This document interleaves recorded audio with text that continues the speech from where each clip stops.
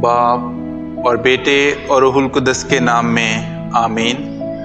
हमारे लिए आज की तिलावत हिजकिय्याल नबी की किताब उसका 18वां बाब और उसकी 25वीं आयत से लेकर 28वीं आयत तक। फिर भी तुम कहते हो कि खुदावंद की राह रास्त नहीं।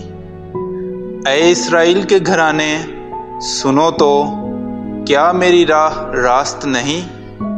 क्या तुम्हारी ही राहें नारास्त नहीं हैं? जो सादिक अपनी सदाकत से बरगश्ता होकर गुनाह करता और मरता है, वो अपने किए हुए गुनाह के सबब से मरता है।